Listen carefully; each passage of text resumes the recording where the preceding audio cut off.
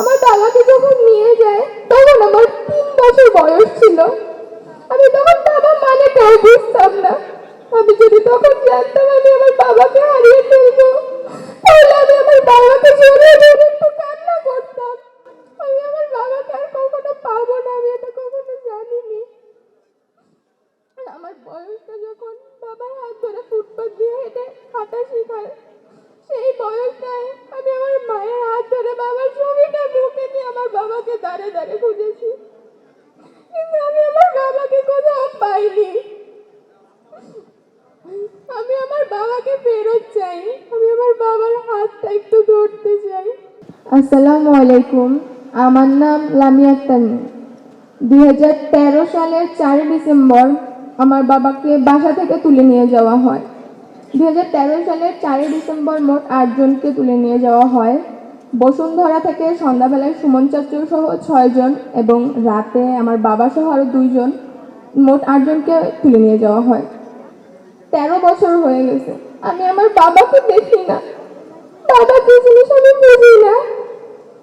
আমার বাবাকে যখন নিয়ে যায় তখন আমার 3 বছর বয়স ছিল। আমি তখন বাবা মানে কেউ বুঝতাম না। আমি যদি তখন জানতাম আমি আমার বাবাকে হারিয়ে ফেলবো, তাহলে আমি আমার বাবাকে জড়িয়ে ধরে একটু কান্না করতাম। আমি আমার বাবাকে আর কখনো পাবো না, আমি এটা কখনো জানিনি।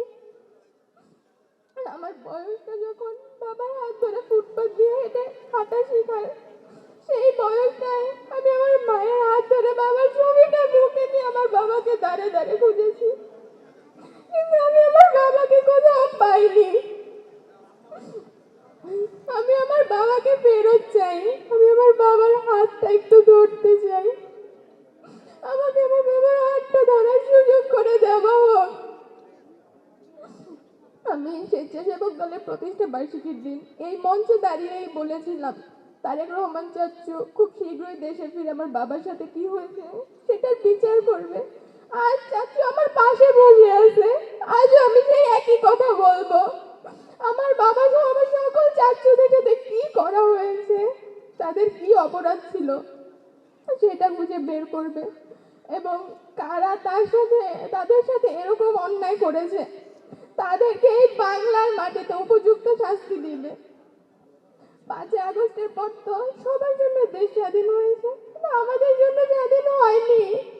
আমরা আমাদের বাবাদের এখনো পাইনি। যতদিন পর্যন্ত আমার বাবা সহ আমার সকল ছাত্রদেরকে আমরা ফেরত না পাবো, ততদিন পর্যন্ত আমাদের জন্য দেশ স্বাধীন হবে না। আমরা এই স্বাধীন দেশে হাঁটতে পারবো না, ততদিন পর্যন্ত বলবো না আমরা স্বাধীন, কারণ আমরা আমার বাবাদেরকে পাইনি, আমরা তাদের হাতটা ধরতে পারিনি। আমাদের হাজারো কথা, হাজারো স্বপ্ন, হাজারো ইচ্ছে মাটি চাপা পড়ে গেছে। বাবাকে নিয়ে হাজারো কথা ছিল, সব বাবাকে বলা হয়নি, সুযোগ পাইনি বাবাকে বলার।